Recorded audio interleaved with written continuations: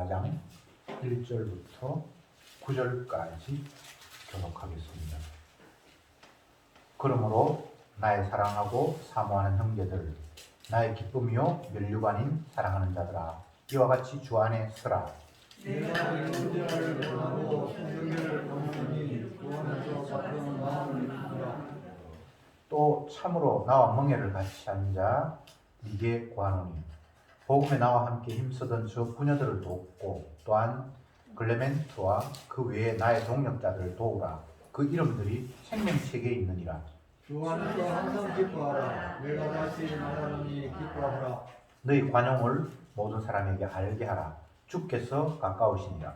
아무것도 염려하지 말고 오직 모든 일에 기도와 간구로 너희가 뜻을 감사함으로 하나님께 아뢰라. 그리하면 모든 지각에 뛰어난 하나님의 평강이 그리스도 예수 안에서 너희 마음과 생각을 지키시리라. 종말로 형제들아, 무엇이든지 참되며 무엇이든지 경건하며 무엇이든지 옳으며 무엇이든지 정결하며 무엇이든지 사랑하며 무엇이든지 칭찬하며 무슨 덕이 있든지 무슨 길이 있든지 이것들을 생각하라. 너희는 내게 배우고 받고 듣고 본 바를 행하라. 그리하면 평강의 하나님이 너희와 함께 계시리라. 아멘. 빌립보서가 전체 다 해봐야 4장까지밖에 안 됩니다. 서신서 중에는 굉장히 분량이 짧은 건데, 오늘 말씀이 이제 거의 결론으로 빌립보 교회에 주어진 내용이다, 그렇게 생각하시면 좋겠습니다. 나의 사랑하고 사모하는 형제들, 나의 기쁨이요 면류관인 사랑하는 자들아. 바울이 빌립보 교인들 향해서 자기의 기쁨이 되고 자기의 면류관이 되었다라고 이렇게 표현하고 있습니다. 면류관이라는 것은 가장 영화로운 그런 자가 쓰는 거잖아요. 바울이 봤을 때 빌립보 교인들이 면류관처럼 아름답게 보이는 거예요. 너무나 귀한 존재로 보이는 거예요. 왜냐하면 그리스도의 피로 정결하게 된 자이기 때문이죠. 그들이 행동이 똑바르다든가 바르게 산다든가 그런 의미가 아니에요. 주님의 피로 씻음받은 자이기 때문에 너무나 아름답고 자랑스러운 모습입니다.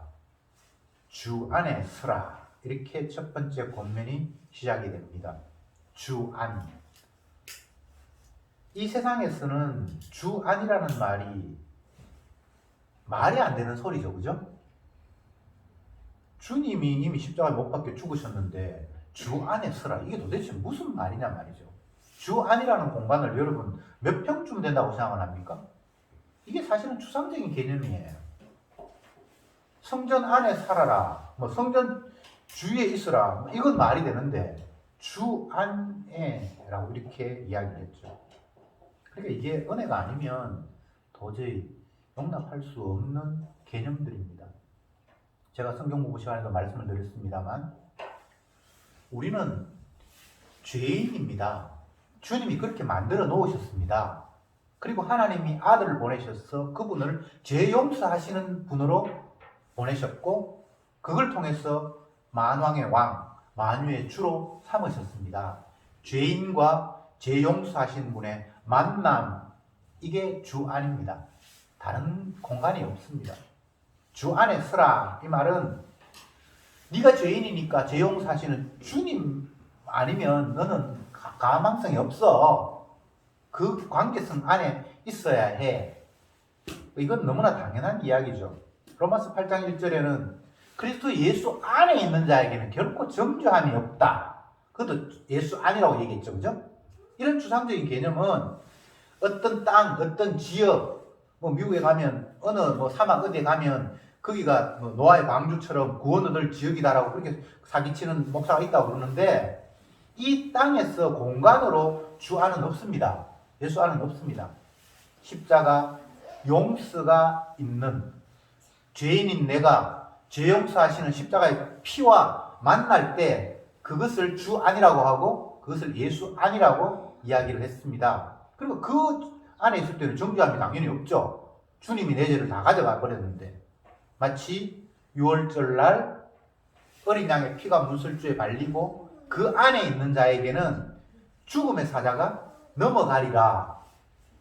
그런 개념으로 주 안이라고 말씀하셨습니다. 구약에는 구체적으로 어느 집 안, 피가 발린 공간 안이라고 말씀하셨다면 신약에서는 예수님의 십자가의 피가 그 용서가 비춰지는 그 용서와 죄인이 만나는 그 상황을 주 안이다라고 말씀을 하셨습니다. 그러면 주 밖이 형성이 되겠죠? 십자가 용서가 없는 그 모두가 다 주 밖입니다. 그것이 사단의 세계고 악한 세상입니다. 세상을 본받지 말라라고 얘기했을 때 세상에 사는 사람이 세상의 룰, 규칙 뭐 안 지키고 살 방법이 없잖아요. 신호도 지켜야 되고 법도 지켜야 되고 옷도 입어야 되고 집도 사야 되고 세상을 본받지 말라. 세상을 안 본받고 어떻게 삽니까?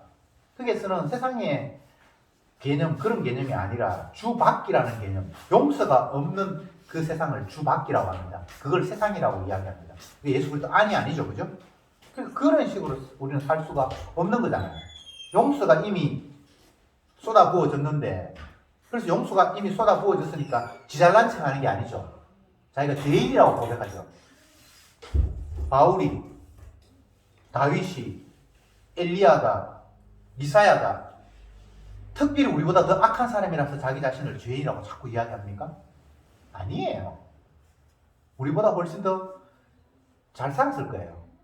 그럼에도 불구하고 자기가 자신이 죄인이다, 모친이 인께서 나는 죄밖에 안 나온다, 화나도 나의 망하게 되었다. 이 많은 이야기들은 주님의 용서가 자기에게 덮쳐왔기에 그렇게 고백할 수밖에 없었고, 그렇게 함으로 말미암아 용서의 가치를 더욱더 크게 증거하는 자가 되었기에 그런 식의 고백이 나올 수밖에 없습니다.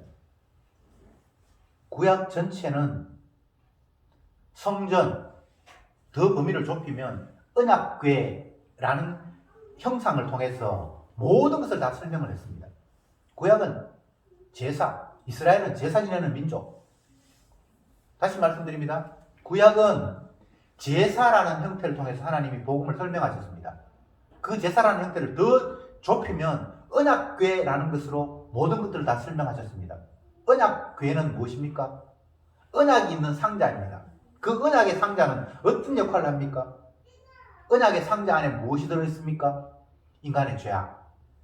하나님을 거역했던 모습이 그 안에 담겨 있습니다.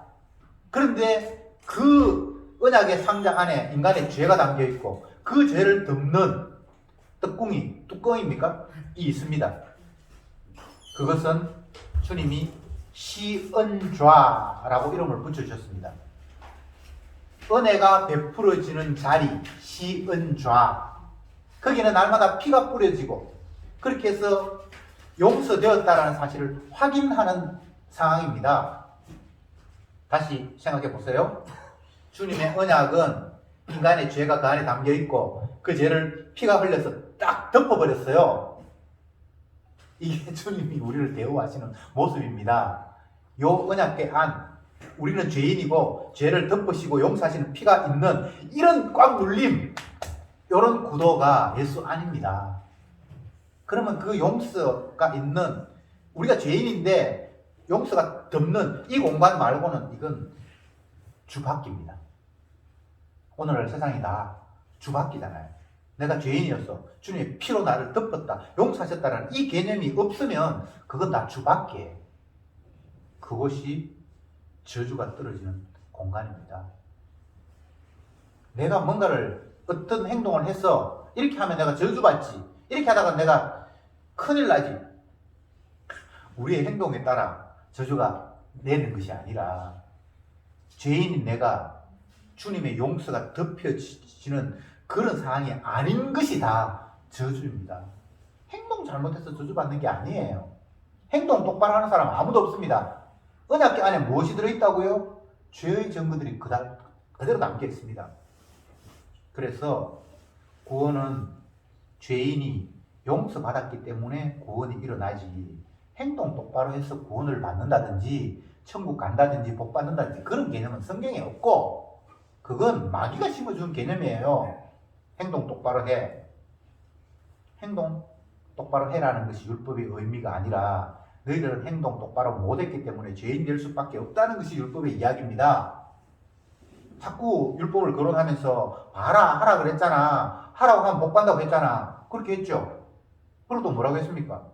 그거 순종 못하면 저주받는다는 얘기를 했잖아요. 근데 순종을 누가 했습니까? 아무도 못했어요. 그러니까 저주죠. 그러니까 율법을 준 이유는 모든 사람이 저주 아래 있다는 걸 확인시키는 거 맞죠? 복음의 논리는 이렇게 흘러가는데 복음이 아닌 논리는 지킬 수 있는 가능성이 있기 때문에 지키라고 했다는 거예요. 그래서 지킨다는 거예요. 논리가 완전히 다른 데로 흘러가 버리죠. 그렇기 때문에 어떻게 됩니까? 주님이 대신 십자가를 피 흘릴 이유가 없어요. 지가 율법 지켜서 지가 의인 돼버렸는데 주님이 왜 대신 저주받습니까? 그게 바로 마귀의 전략이에요. 복음의 광채를 가리려고 하는 자들이 마귀가 계속해서 성경에 봐라 율법 지키라고 했잖아. 아니 지키지도 못하는 걸 갖다가 안 되는 사람에게 율법 지키라고 했겠니? 얼마나 인간적으로 논리가 맞습니까? 그리고 지켜서 복 받자. 십자가 필요 없어요. 예수님 왜 대신 저주받습니까? 그렇게 되는 거예요. 항상 마귀는 우리를 예수님께 접근하고 십자가 용서로 가까이 가는 것들을 차단하는 일을 합니다. 그걸 복음의 광채를 가린다고 고린도후서 4장 4절에서 이야기했어요. 복음의 광채를 가려요. 십자가를 무의미하게 만들어요. 마귀가 우리에게 잠자는데 뿔 달린 모습으로 나타나서 그런 게 마귀가 아니고요. 광명한 천사처럼 우리에게 성경 거론하고 복음 거론하고 십자가를 거론하는데 결국은 십자가와 멀어지게 만드는. 예수님 십자가에 지셨다. 그래서 용서받았다. 그래 그거 맞지. 그러니까 이미 너희는 용서받았으니까 이젠 네가 행동 똑바로 해야지. 결국은 십자가와 빠이빠이 하라는 식으로 우리에게 계속해서 다가옵니다. 근데 바울은 뭐라고 이야기합니까? 주 안에 서라. 오늘 1절에서 이렇게 이야기함으로 말미암아 십자가의 용서 가운데 너 있지 않으면 안 돼. 언약궤 안에 시연자가 놓여있는 그 공간 안에 네가 있지 않으면 안 돼. 이게 주 안에 서라는 이야기예요. 언약궤 바뀌면 안 됩니다. 아니 이제 죄 용서 받았으니까 언약궤 바뀌었어. 마음대로 살아야지. 안 돼요. 그러면 안 돼요. 그러면 주 안이 안 돼요. 주 안에는 용서가 있는 그 안에는 무조건 죄인된 내 모습만 거기에 온전히 담겨 있어요. 다시 묻습니다. 언약궤 안에 뭐가 들어있죠? 우리의 죄악된 모습. 2절에 내가 유오디아를 권하고 순두개를 권하노니 주 안에서 같은 마음을 품으라.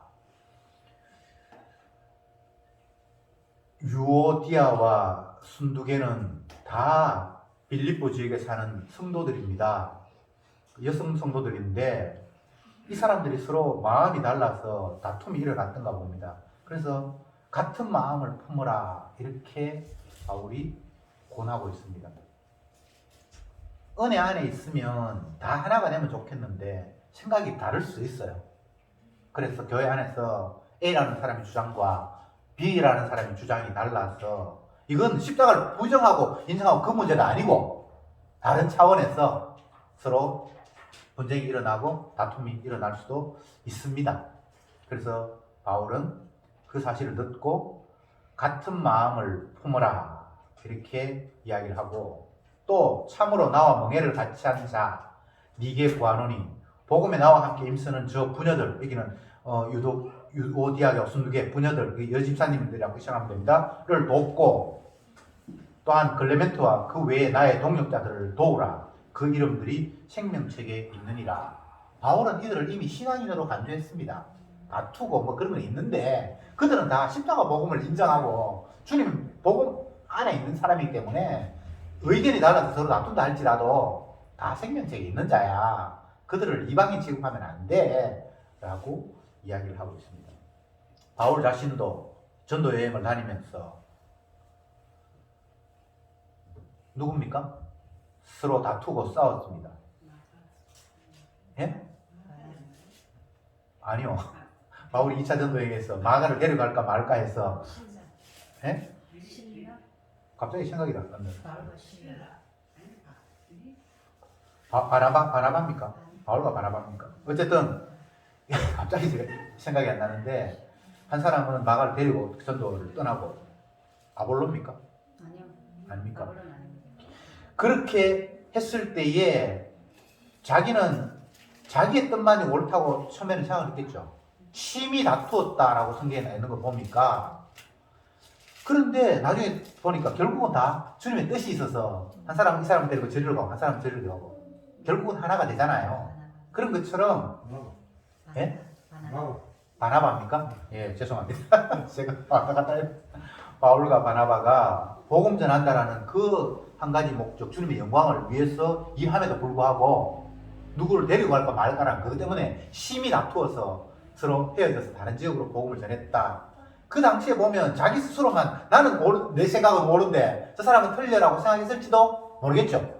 만약 그가 주님의 뜻이라면 심히 다툴 이유는 없잖아요. 그냥 그러면 당신은 이렇게 전도하러 가시고 나는 이렇게 하시면 이렇게 해야 돼. 다투다라는 말은 네가 틀렸다라고 생각했다는 거잖아요.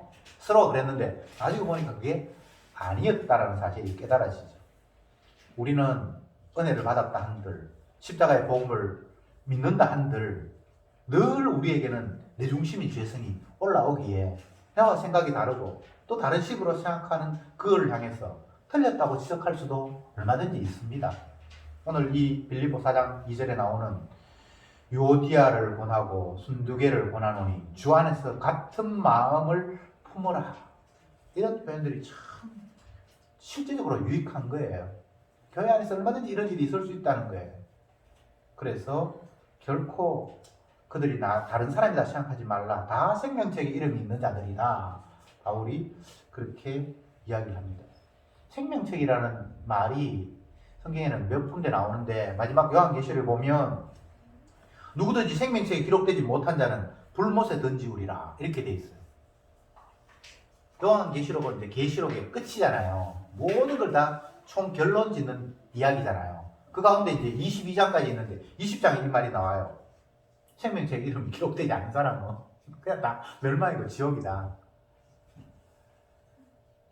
그러니까 처음부터 생명책 이름이 기록된 자가 있고 기록되지 않는 자가 있는데 기록된 자는 어떻게 삶이 펼쳐지는지 쉽게 이야기하면 주님의 용서가 계속 퍼부어져요. 죄를 계속 짓는데 주님의 용서와 사랑이 계속 퍼부어지고 한쪽은 주님의 용서 사랑이 없어. 그래서 그냥 행위대로 끝나버려요. 네가 행위가 이렇게 했으니까 요한계시록 행위의 책도 있어요. 행한 대로 받는다. 성도는 행한 대로 받는 게 아니고 용서로 율법 외에 한 의로 대우를 받고 한 사람은 행한 대로 대우를 받고 이게 무슨 뭐 이런 불공평한 게 있습니까? 토기장이가 자기 마음대로 하시겠다는데 이런 걸 불공평하게 생각하는 것 자체가 막이 들린 거예요. 선학적으로 생각하면 불공평한 거 맞아요. 근데 선학적인 생각은 죄악이에요. 내가 악을 따져서 맞네 아니네 하나님이 이럴 수 있나? 뭐 이 공의 하나님이 사랑의 하나님이 어쩌고저쩌고 따지는 것 자체가 토기장이를 나를 왜 이렇게 만들었냐라고 따지는 게 이게 비정상이죠. 근데 그들은 비정상으로 생각 안 해요. 우리가 이성 있는데 따져야지. 하나님도 제대로 따지고 믿어야지. 예, 열심히 따지고 믿으세요. 그게 바로 행위에 의해서 저주받는 곳으로 계속해서 몰려갈 수밖에 없습니다. 성경에 수많은 이야기를 하는데 요한계시록 결론에 가서 그 이름이 생명책에 없는 자는 불못에 던져진다. 이 한마디로 그냥 끝나버려요. 잘해서 천국 간다고요? 아니에요. 생명책에 이름이 기록이 되어 있기 때문에 주님의 십자가의 은혜가 선물로 다가오고 피용서가 기쁨으로 우리 입에서 나오고 피용서를 이야기하기 위해서는 내가 죄인이라는 사실을 이거는 반드시 이야기해야 되잖아요. 주님의 용서가 크면 클수록 반대로 내 죄는 점점 더 크다는 사실을 많이 탕감받은 사람이 많이 기뻐한다. 그걸 역으로 이야기하면 주님의 용서가 크면 클수록 그 사람은 자기의 죄의 깊이를 알 수밖에 없는 그런 구도를 주님이 만들어 놓으셨어요. 그래서 바울은 죄인 중에 괴수라는 게 자기가 제일 개인의 죄인 중에 우두머리라는 거예요. 죄가 더 많아서가 아닙니다. 주님의 은혜가 점점 더 크게 다가오니까 죄의 깊이가 점점 더 깨달아지니까 아이고 따지지 마라. 내가 제일 큰 죄인이다. 내보다 더 악한 죄인은 없다라고 그냥 고백하는 거예요. 그러면 그렇게 고백하면 주님이 우리를 크게 은혜를 주시는 건 그건 아니고 결과적으로 그렇게 되는 거예요. 결과적으로 은혜가 왔기 때문에 그런 식의 고백이 나오는 거예요. 3절에 또 참으로 나와 멍에를 같이 한 자. 여기서 멍에를 같이 한 자라는 이런 표현이 참 이게 귀한 표현인데, 그 멍에라는 것은 소 등에 짐지기 위해서 이렇게 묶어 둔 거잖아요. 옛날 이 성경이 기록될 때도 이런 문화가 있었던 모양이죠. 근데 유대인들에게 있어서는 하나로 멍에가 되는 게 잘 없고 두 결의 소가 같이 이렇게 한 멍에에 대해서 가는 게 있어요. 그래서 이건 혼자가 아니라 두 사람이 같이 주님의 멍에에 같이 이렇게 되어서 같이 움직인다라는 차원에서 나와 멍에를 같이 한 자라고 이렇게 얘기를 하는 거예요. 바울은 독불장군이 아닙니다. 성도와 같이 하고 있고 복음과 같이 하고 있고, 이게 두 명이 됐든 세 명이 됐든 어쨌든 복수로 주님 앞에 같이 끌려가는 자라고 이야기를 하고 있습니다. 함께 멍에를 맨, 이런 의미. 함께 멍에를 맨. 주님이 같이 우리를 하나로 묶어서 끌고 가신다는 의미죠. 성도는 다 이런 생각을 가질 수밖에 없습니다. 혼자 뭘 하는 게 아니에요. 같이. 네. 그래서 바울이 같이라는 말 이렇게 많이 이제 쓰는데, 요디게와 순두게도 같은 마음으로 해라. 우리가 같은 멍에를 지었다. 계속 이런 표현을 쓰죠, 그죠? 그러니까 성도들은 누구나 다 한 형제의 의식을 갖게 돼 있어요. 시편에서 복음을 전하는 발이여 참으로 아름답도다 이렇게 말하고, 또 한 사람이 구원을 얻어서 얼마나 기쁜가 이런 표현들도 쓰고, 나의 형제들 이런 표현들을 많이 쓰는데, 그것은 주님의 복음으로 하나가 되었다라는 것이 전제되었을 때 나오는 이야기입니다. 우리는 늘 주 안에서 하나입니다. 피로 하나가 되었습니다. 그래서 형제라고 이야기합니다. 이것은 육이 혈통으로 타고난 형제를 넘어서는 겁니다. 예수님께서 말씀하시기를 누가 내 형제면 누가 내 자매냐. 그리스도 안에서 하나가 된 우리가 형제자, 자매가 아니냐, 이런 이야기를 주님이 하셨죠. 4절 말씀에 주 안에서 항상 기뻐하라. 내가 다시 말하노니 기뻐하라. 너희 관용을 모든 사람에게 알게 하여 하라. 주께서 가까우시니라. 항상 기뻐하라. 바울은 서신서 곳곳에서 빌립보뿐만 아니라 다른 지역에 편지하면서 기뻐하라는 이야기를 늘 하고 있습니다. 데살로니가전서에서 항상 기뻐하라. 항상 기뻐하라. 왜 항상 기뻐하라고 하죠? 이것은 이미 우리가 주님의 용서 안에 있다. 주 안에 있다. 언약궤 안에서 내 죄악이 다 주님의 그 시연자, 은혜가 내려앉는 피가 뿌려지는 그 공간 속에 있기 때문에 사해졌다라는 그 관계성 속에서 기쁨을 이야기하고 있는 겁니다. 형편이 감옥에 갇혀서 자유가 없다. 내가 돈벌이가 시원찮아서 먹는 게 시원찮다. 이런 식으로 따지는 것이 아니라, 죄인인 내가 1000번만 멸망받아도 심판받아도 마땅한데 주님의 용서 때문에 내가 깨끗하게 되었다라는 그 관계성 때문에 기뻐하라고 이야기를 하고 있는 겁니다. 기쁨의 이유가 너무나 확실하지 않냐라고 바울은 되묻고 있는 겁니다. 여러분은 무엇이 기쁨의 이유인가요? 뭐 살만하다, 요즘 뭐 편안하다, 그러니까 내가 기뻐해야지. 성경은 그런 식으로 이야기한 적이 없습니다. 예수님의 제자들이 예수님처럼 고난의 길을 가고 복음 때문에 핍박을 받고, 그럼에도 불구하고 옥에서도 찬양하고 기뻐하고 감사하는 이유가 주 안에 있었기 때문입니다. 자기의 죄악이 예수님의 보혈의 피로 눌려서 은혜가 임했기 때문에 그들은 기뻐하고 있습니다. 성경은 늘 우리에게 근본을 되돌려 생각해 볼 것을 말하고 있습니다. 현재 우리의 외적인 모습은 지극히 초라하고 보잘것없어요. 3장에서도 말했습니다만 우리의 몸은 그냥 낮은 몸, 초라한 몸이에요.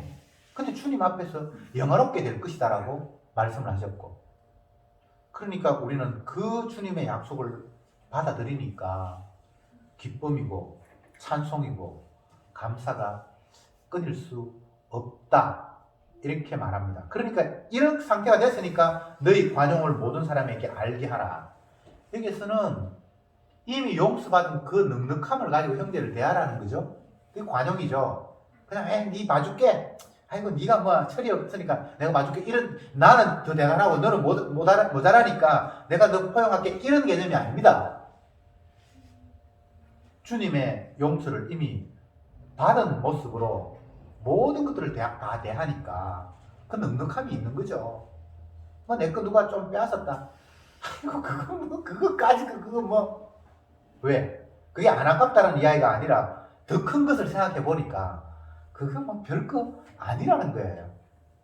남들은 지 손에 쥐은 물질이 전부니까 그거 아까워서 아둥바둥 하는데, 우리는 이미 더 큰 것을 얻었기 때문에 그런 거에 대해서 아둥바둥 하지 않으니까 상대가 보기에는 관용이 있는 것으로 보이는 거예요. 이건 억지로 베풀라는 이야기가 아니라 그냥 용서가, 사랑이 덮쳐졌을 때 이런 반응이 나올 수밖에 없다는 이야기입니다. 6절에 아무것도 염려하지 말고 오직 모든 일에 기도와 간구로 너희 구할 것을 감사함으로 하나님께 아뢰라. 그래야면 모든 지각에 뛰어난 하나님의 평강이 그리스도 예수 안에서 너희 마음과 생각을 지키시리라. 아무것도 염려하지 말고 모든 일에 기도와 간구로 너희 구할 것을 하나님께 아뢰라. 이 말은 뒷부분에 그 답이 나오는데, 그러면 그리스도 예수 안에서 너희 평강을 얻을 것이다, 이렇게 나왔는데, 이것은 구하면서 받겠다, 얻겠다라는 그런 이야기가 아니라, 네가 걱정하고 염려하는 그것들은 주님 안에서 아무것도 아니야. 그 염려가 될 것도 없고 걱정거리도 아니야. 기도하는 가운데 주님의 은혜가 임하면 평강이 임할 거야. 처음에는 걱정으로 기도가 시작이 됐는데 나중에는 주님의 은혜가 깨달아지니까 그냥 평강이 와버려. 그게 뭐 걱정이 아니에요. 아이고 몸이 병들었는데 주님 어떡합니까? 근데 가만 따져보니까 병드나 건강하나 그걸 통해서 주님이 자기 복음 증거하라고, 십자가 증거하라고 하는 거예요. 안 믿는 사람들은 병이 들었다, 그러면 죽을까 전전긍긍하는데, 성도는 이미 주 안에 있기에 내가 병들었어, 뭐 이거 아무 문제가 아닌 것이 깨달아져 버렸을 때에 초조한 그런 사람 앞에 평강을 전할 수 있고 기쁨을 전할 수 있고, 항상 기뻐하는 그 모습 속에 또 다르게 예수 그리스도의 증인의 모습이 나타날 수밖에 없어요. 바울이 옥에 갇혀 있으면서 옥 바깥에 있는 빌립보 교인들에게 본문을 처음 시작하면서 어떻게 시작했는지 한번 봅시다.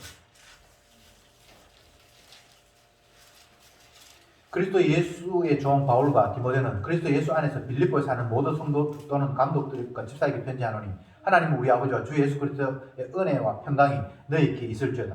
은혜와 평강이 너희에게 있을지어다. 자기는 평강이 없는 것 같은데 그렇게 이야기해요. 그러면서 기뻐하라고 이야기가 진행이 됩니다. 왜 기쁩니까? 감옥에 갇힌 게 기쁩니까? 그게 아니라 우리는 예수 안에 있잖아. 감옥 안이라는 것은 이건 별 의미가 없어요. 예수 안에 있기에, 주님의 피로 용서받았기에, 내가 죄인인데 주님의 시원자 은혜가 나를 덮어서 나를 더 이상 죄로 간주하지 않는, 정죄함이 없는 상태에 놓여 있기에 이보다 더 큰 은혜가 있냐, 이보다 더 큰 주님의 십자가의 사랑이 있을 수 있냐라고 이야기를 하고 있는 겁니다. 8절에 정말로 형제들아, 무엇이든지 참되며 무엇이든지 경건하며 무엇이든지 옳으며 무엇이든지 정결하며 무엇이든지 사랑할 만하며 무엇이든지 칭찬할 만하며 이게 쭉 연결이 되는데, 이것이 결국은 예수 그리스도 안에 있는 자의 삶이에요. 그리스도 안에 있어 용서받았는데 그게 뭐가 되었든 상관이 없는 거예요.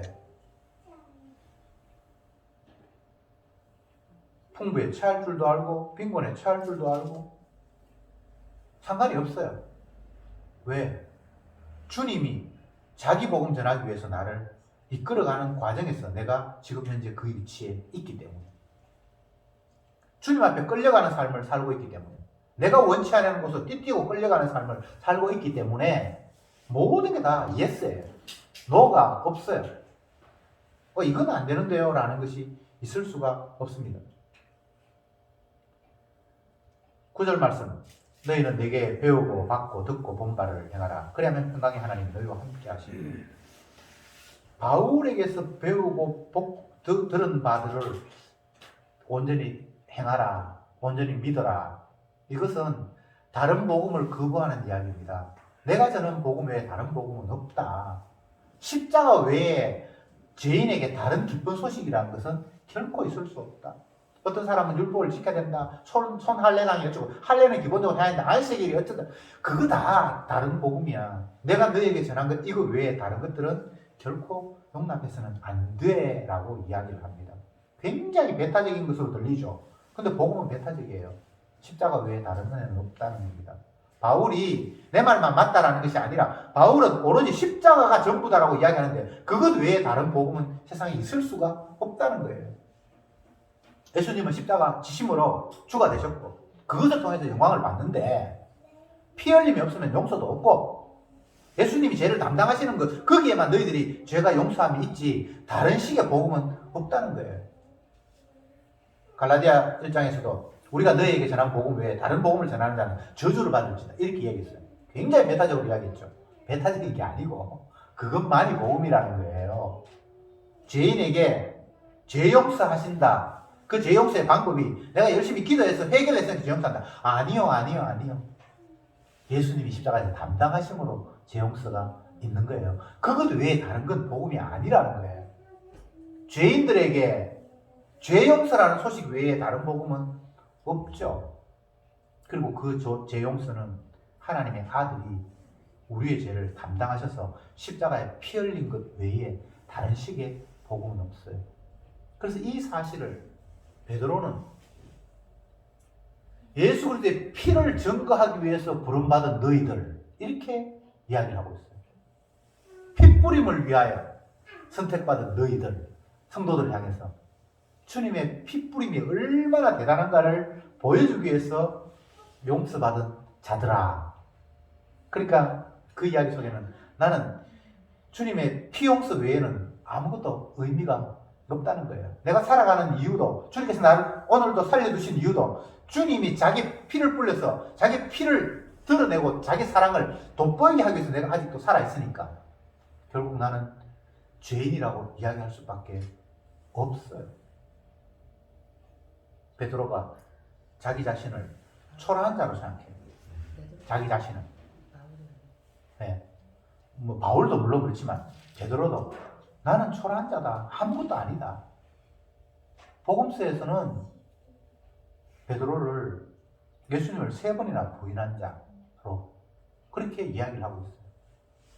아니 같은 사도들끼리 마태도 사도고 좀 봐주지. 왜 그 사람의 허물을 그렇게 노골적으로 기록하냐라고 생각할 수 있죠. 근데 용서의 은혜가 얼마나 큰가, 십자가의 보혈의 피가 얼마나 대단한가를 보여주기 위해서 가룟 유다는 예수님 팔아서 그냥 끝나버렸어요. 차라리 태어나지 않았으면 넌 참 개인적으로 행복했을 텐데 태어나서 주님의 진노가 무엇인지 너희는 보여주었구나. 그래서 너는 네 갈 길로 가라. 근데 베드로도 주님을 얼마나 잔인하게 3번이나 부인했겠습니까? 성경에 기록되어 있으니까. 그래서 주님이 찾아오셨어요. 용서하시려고.